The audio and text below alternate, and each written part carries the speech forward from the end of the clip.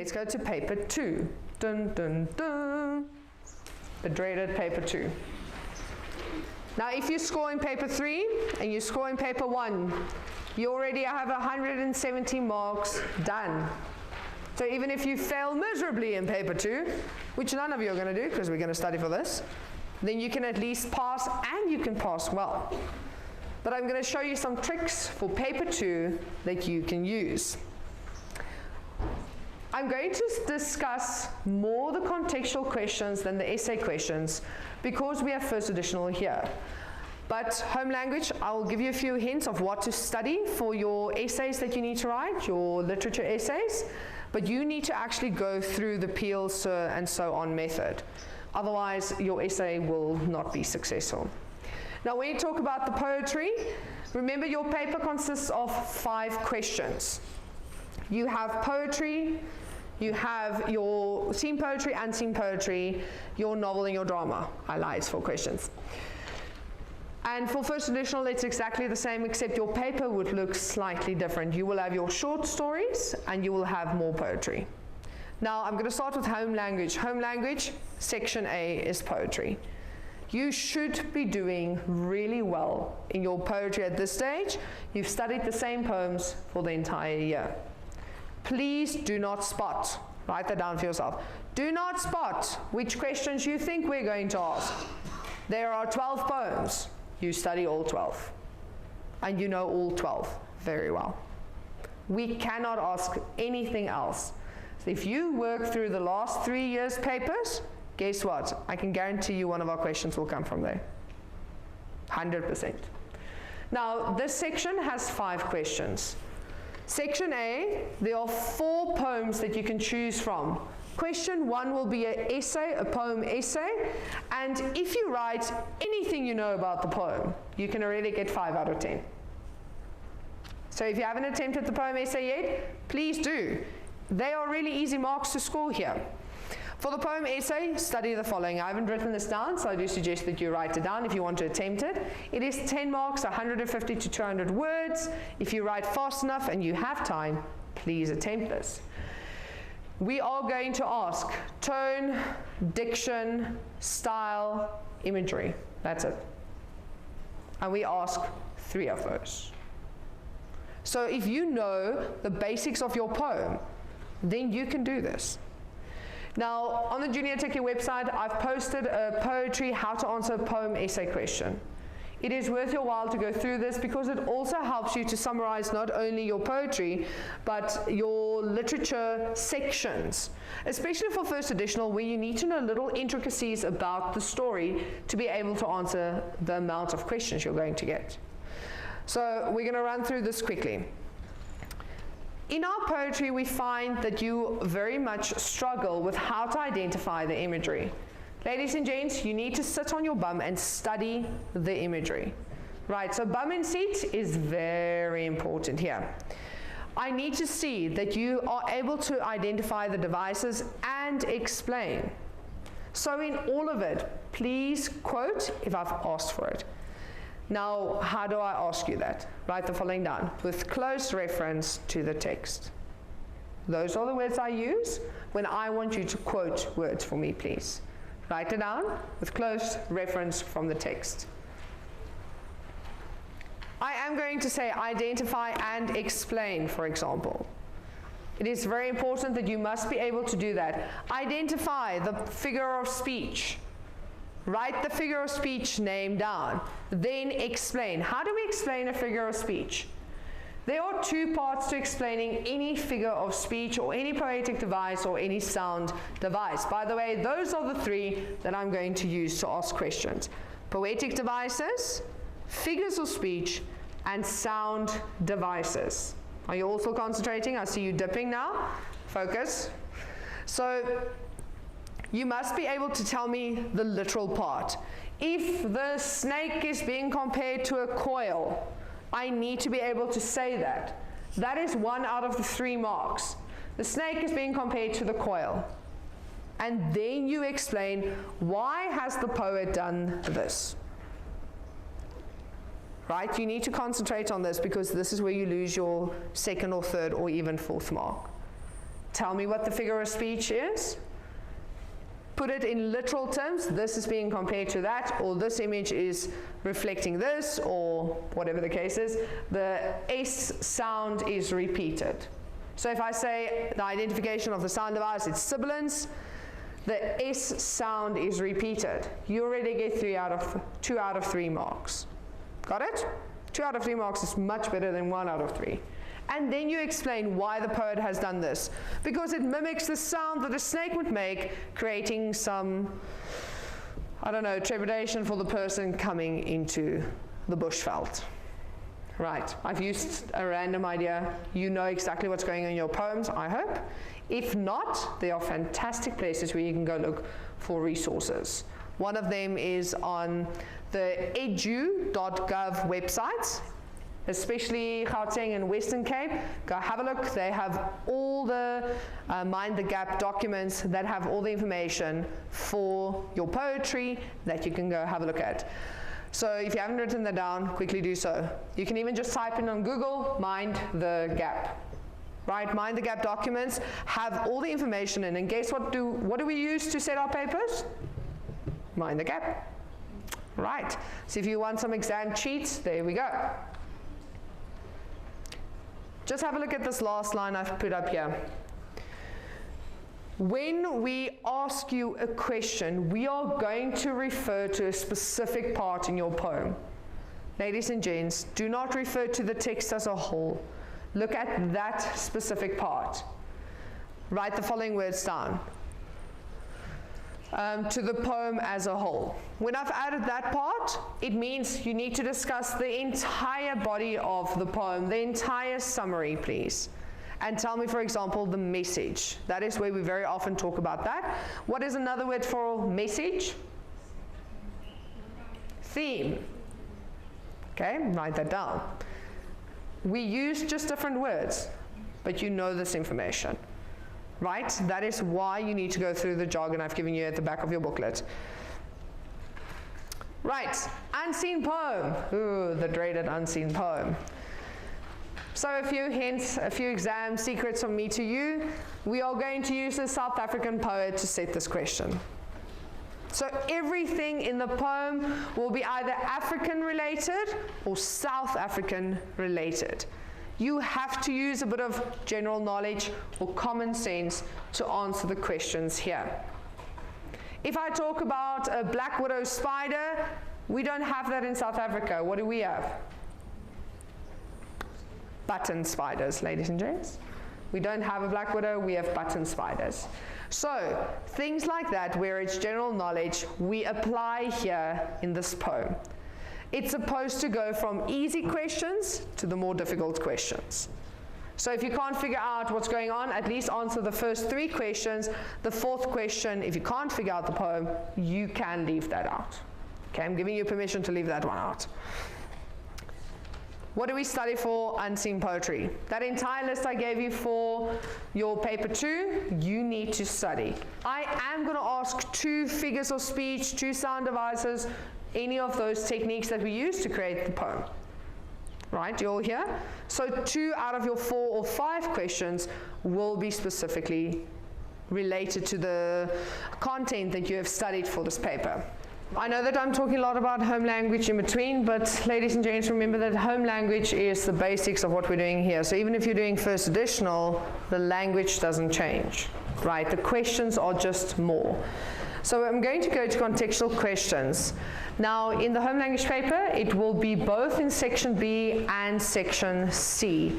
Now, you are going to need to choose whether you do one contextual, because the other one will be the essay. In the first additional, you get to do 2 sets of your contextual questions for your 2 pieces that you need to know, and it also depends on what you're doing. Some people might be doing a novel, some people might be doing short stories, or the combination of that. So the most important thing is that you need to read and know your pieces. You need to know the characters. So I'm going to give you a list quickly. You need to know the characters' names and what role they play in your story. By the way, you must be able to spell your characters' names, Right, it's not Claudio, it's Claudius, yes?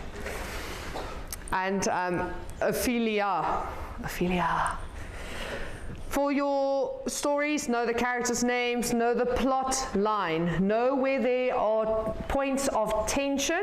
Points of tension propel the story forward, right? If our main character has a problem with someone or something, then it needs to either be resolved or it can reach a climax, and you must be able to tell me, why is this happening? On top of that, write the following 3 things: theme, motive, and symbol. We will be asking that. And if you want to know what to study for your essays, those 3 things combined with plot and character. That is all we can ever ask, and we use a combination of the 3 of them. Right, when we look at the contextual questions, just to get back here, the list that I gave you is very important to go through. We are going to ask 2, 3, or 4 mark questions in home language. In first additional, we will still ask you maybe, what is the setting, what is the name? We do not do that in home language anymore. We combine questions, identify and explain, name and state. Right, so please ensure that you look very carefully. In this section, I'm going to double up questions, and there will be 2 or 3 things that you must be able to do here for me. The one thing that I just spoke about to one of the learners, ladies and gents, you have to practice this paper. Go back to the last 3 years.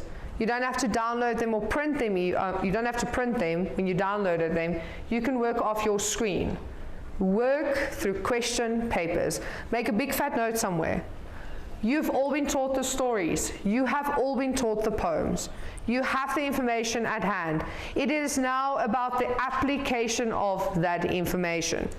If you're not practicing at least 2 or 3 papers before the exam for this section and for section A, then you're not going to get your 8, 9, or 10 out of 10 for these sections.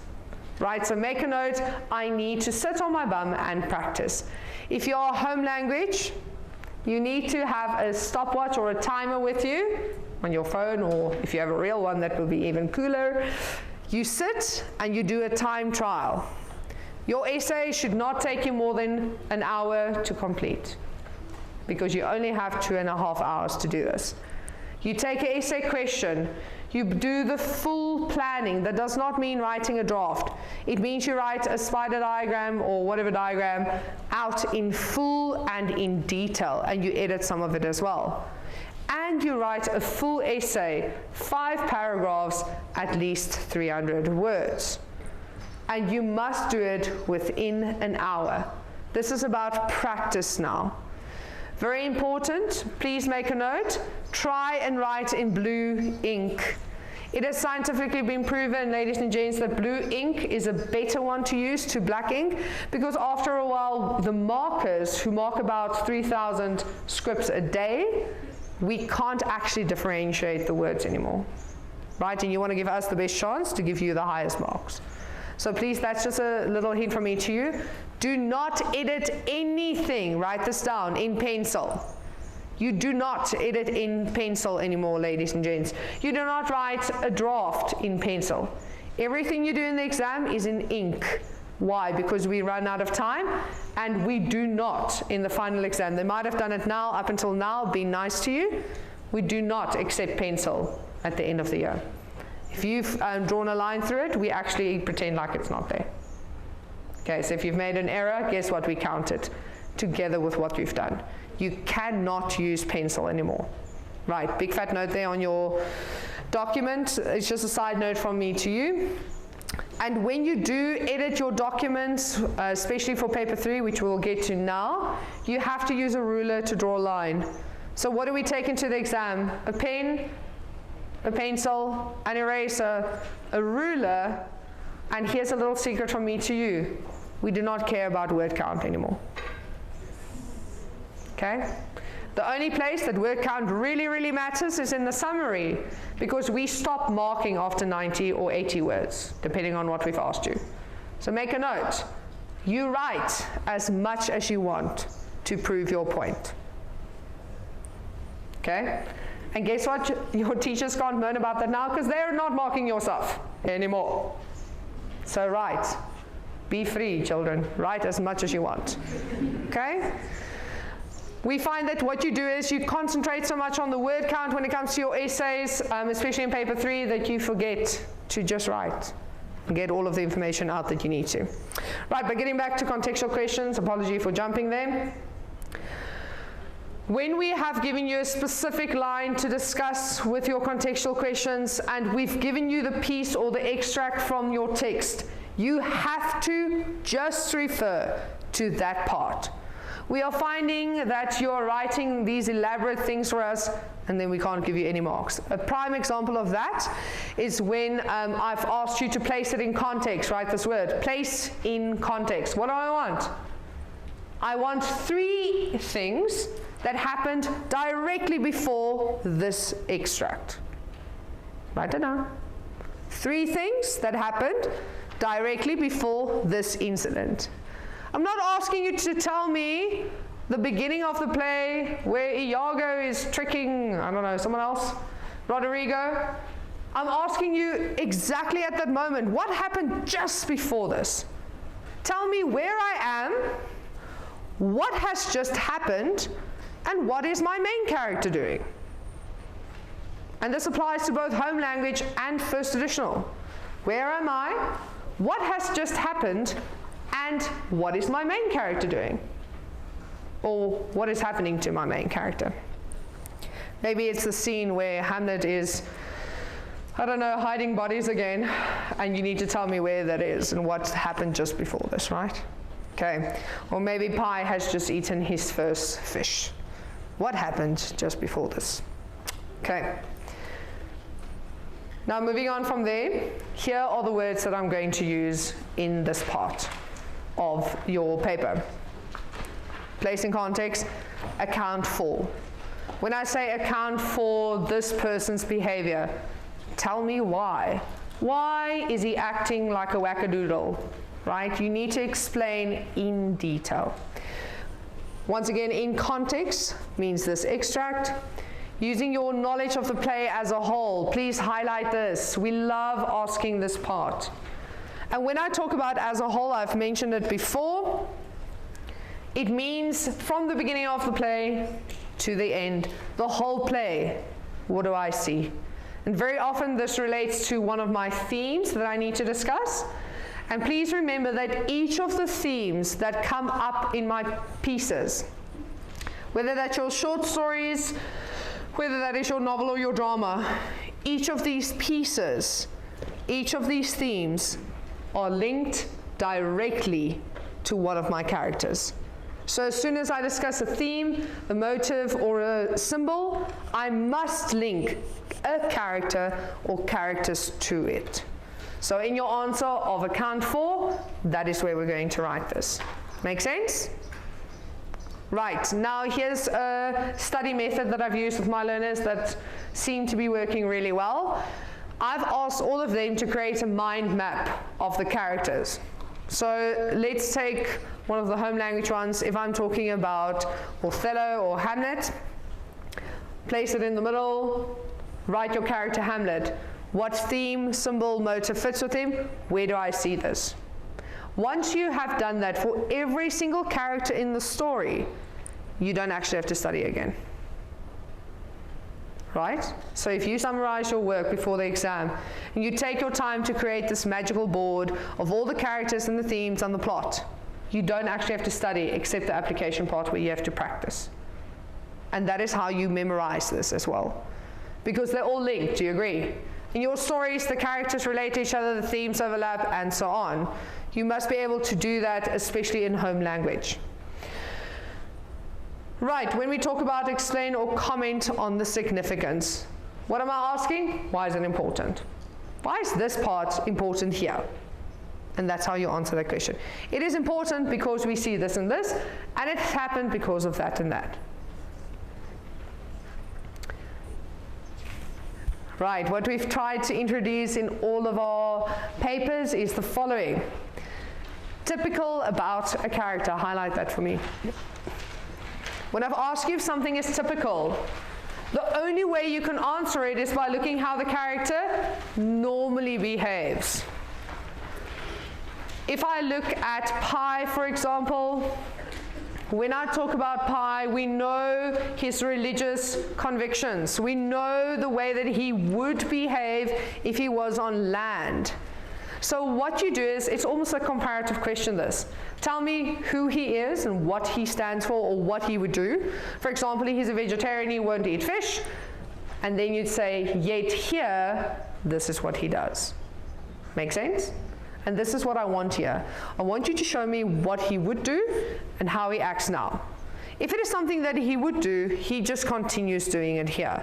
And you confirm that by stating both those things. You can even mention an act or a scene or a previous chapter or a previous part in your short story where you see the character behaving this way. How do we get to know a character? There are 3 things. Write them down for yourself. How do I know what a character is and who they are and what they do? Number 1, through what they say. We get to know a character through the words that they use. Secondly, we get to know a character by the way that they behave, their actions. Because sometimes they say one thing, but boy, do they act differently, right? And the third thing, or the third way we know about a character, is what other characters or the narrator says about the character. And that way, you must be able to make a conclusion. Now, in short stories, because we are limited in characters or people that speak, another way to see what the character is like is by looking at your choice of words. Is the description that is being used a positive or a negative one? Why does the writer use that? What is he or she implying about my character? So write down for yourself, look at the choice of words or descriptions being used regarding my character. In our plays and our novels, it's easier to see because we have more characters or we have a narrator. But in our short stories, it's all about the words. Got it? Are we still awake, lovelies?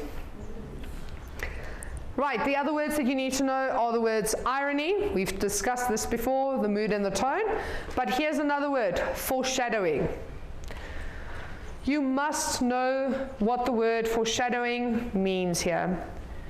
When we are able to predict something that might be able to happen at a later stage in the play, story, or short story, we will see this through what people say, or when someone is hinting at something and they don't even realize it is going to happen. Now, for those of you doing home language, when you're doing Shakespeare, it is all about the weather or about the scene. If something happens in nature, we know immediately that it is foreshadowing something that is going to occur. When someone says something and they don't even realize it, and we later realize that this has happened, that is foreshadowing. All of you should know your plays and your stories very well now. You must be able to identify this.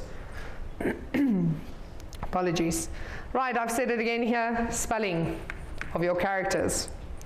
Make a list. Summarize the information. Otherwise, you're going to run out of time and you're not going to be able to remember tiny little things like this. Right, this is specifically for home language. We don't do this in first additional. Home language, please pay attention. This is a question that you might not be familiar with, but they've asked it in the past 3 papers. Stagecrafting. When you're doing your play, which all of you will be doing, we're going to ask, for example, refer to Hamlet's words and the stage directions in lines 7 to 9, and then we give you the lines. Then we say, if you were a director, how would you place this scene on the stage? Now, I'm not asking you, where are you going to put the characters? So don't tell me Hamlet's going to be on the left and, Claudia's going to be on the right and they're going to have a tit for tat. No. I want to see what are they doing, how are they interacting with each other, and this is 4 marks. Yes, ask. I realize they use this one, like this specific question, quite a bit. Is there like a general theme that they follow, like are there specific kinds of moments that they like to use like this? What do you think? What part would we use?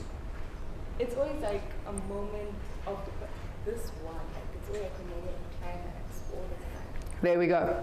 Right, what do we use for our stagecrafting? It's when there is a rise in tension.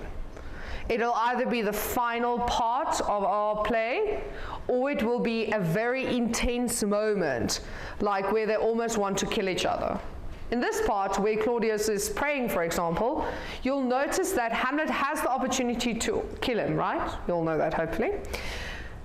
You must tell me, how would they be in relationship to each other? Hamlet might be towering over him and Claudius might be on his knees praying, and there would be an expression of extreme anger and a knife in the air or something when we are looking at this scene.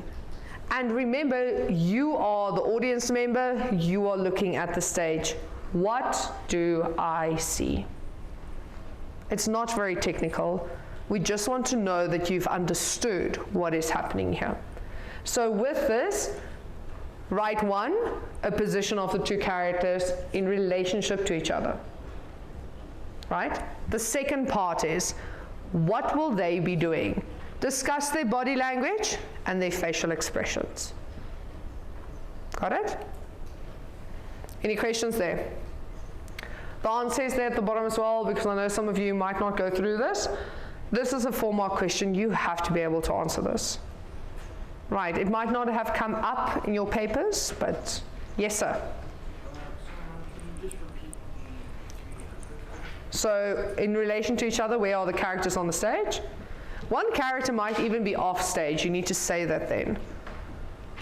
Discuss their facial expressions and body language. What are they doing with their body?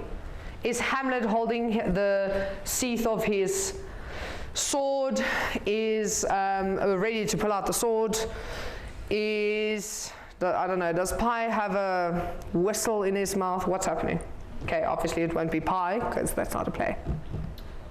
But just to give you an example. So please know that the stage crafting. Here are the things that you need to go through. I've mentioned the first 3. Number 4.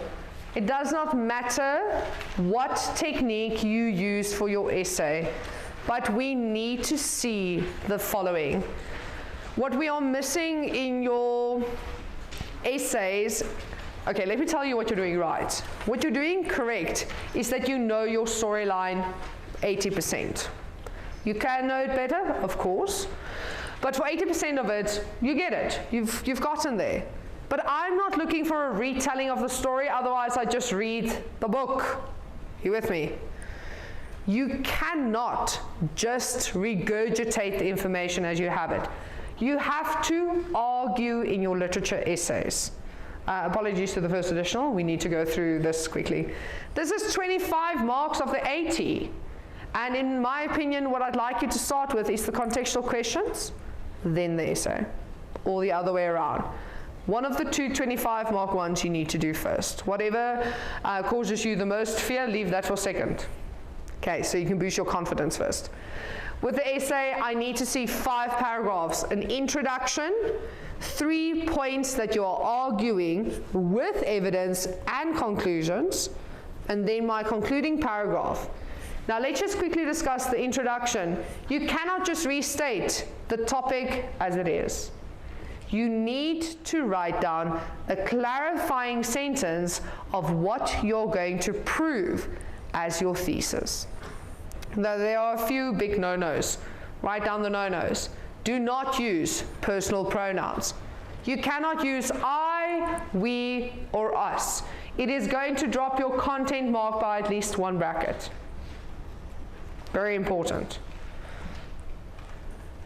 Further to this, you cannot write in anything else except simple present tense.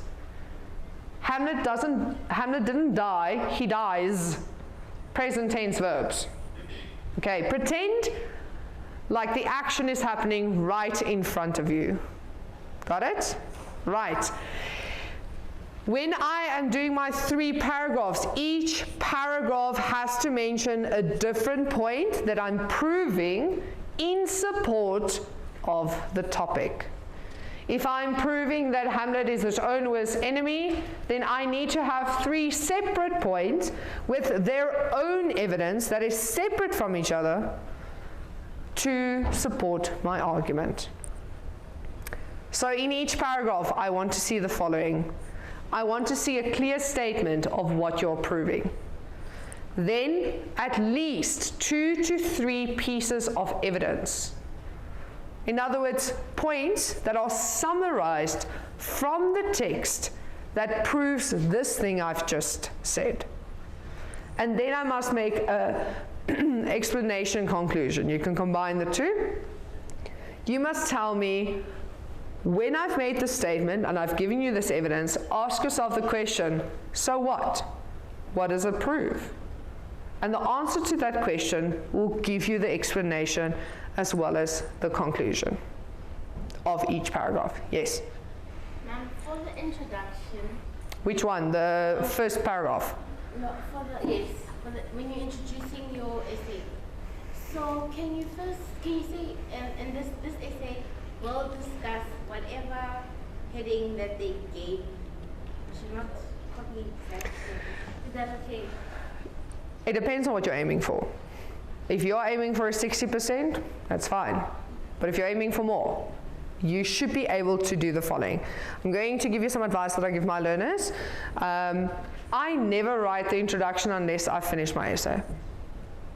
I know it sounds weird. Yes, I know it comes first. But how are you going to figure out what to do if you haven't done your planning? So do your planning, figure out your 3 paragraphs. Then in your introduction say, something, let me just make it up quickly. I'm going to prove that Iago uses deception to drive the plot. Okay. You can use anything, I'm just making it up, right? So when we look at the introduction, I'm going to have 3 points or 3 people I'm discussing. Othello, Desdemona, and who else will we use there? Anyone do Othello here? Before I continue, otherwise I need to do Hamlet. Pie? Should I do pie? Hamlet? Hammy. Shall we do Hammy? Hamlet. Okay. Let me give you a topic quickly off the top of my head. So we'll say Hamlet is his own worst enemy. Let's go with that one. I'll discuss the fact that he uses appearance versus deception, right, or reality, and it causes his downfall, essentially. If he had just spoken to the people, he might have figured out what was going on. So you will do a general statement like, Hamlet, the Prince of Denmark, is caught between the marriage of his mother to someone that he hates and his own internal struggles. General statement, right? But it relates to my topic. Then I will go into Hamlet becomes his own worst enemy, using the topic, right? Throughout the play when then I'll mention 1, 2, and 3. And these 3 things in that order will become my paragraphs that I write. Do you see that I've used the topic, but not word for word? Because what am I actually saying there? So my advice to you would be, do your planning, take the 3 paragraphs, and use the summary of those 3 paragraphs in your thesis statement. Make sense to everyone? Right. That will afford you more content and language marks than using the topic as is, because we will write there, use topic as is, use own words. Right, got it? But yes, I do encourage you to use some of the topic, but not all of it. When we go down to the rest of the paragraphs, what's very important is that each paragraph must have its own conclusion. When I get to the end, I'm going to do exactly the same that I did in the introduction, except now I've proven my points. In a little bit more detail, I'm going to summarize those 3 paragraphs, and that will become my conclusion. Do not restate the topic at the bottom, because then you are not proving anything and you're not adequately concluding your essay. Yes? So like what if points are similar? So there will be similarities, but you need to clarify, because here's the thing, there's a lot of evidence you can use, yes? That is why we plan. And ladies and gents, I'm warning you now, and this goes for everyone, including paper 3. If you do your planning afterwards, you're not going to do well. Because we find, we read the whole essay, and then what happens? We turn to the back page and there's the planning. We're not done there, we know. We know what you've done. So here's my advice, the planning is super important. You have to have your 3 paragraphs written down, make a statement, and do your Peel method or your Textile, whatever method you do. Write down your evidence. Write at least 3 to 5 points of evidence in your planning, and then choose the 3 best points. And you will know, if you've practiced this, you'll know. If I have 3 discussion points, even if my information is the same, because the play doesn't change, the novel doesn't change, the way that I argue and what I pull out of that extract is different, yes? So it can overlap. My advice would be, don't do that, because your content mark won't be as high as it can be. But of course, I mean, the characters remain the same. Ophelia is Ophelia is Ophelia. What more can we say, right? Yes? I realized with the conclusion paragraph, with the marking of it, of the entire essay, the conclusion never gets marked, but if it's not there, you get marked down for it. Yeah. So when we look at the rubric for our marking, in the first part where it says content and planning, the last part of the rubric says conclusion. Adequate, introduction, and conclusion. If you just write them down and they're basic, you've done your job. It's never about the introduction or the conclusion. It's always about the 3 body paragraphs.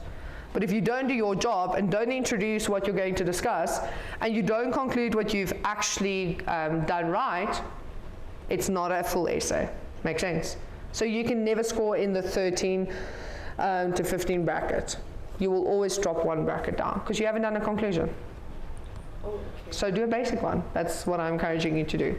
Your focus should be in the paragraphs. Yes, sir? In my school, we were always kind of taught to signpost at the end of our paragraph. To do what? To signpost to say how it relates back to the topic. Always. So you don't necessarily need to say, this proves that, and go back. All we want to see, look, here's the thing, your home language learners. It doesn't have to be a generic ending, especially when you are able to link your topic without even staying that generic signpost. But if you're struggling with that, do the generic thing, right there. This proves that, go back to topic. As long as we realize that you have linked this paragraph to the topic. But you can do that without that signpost.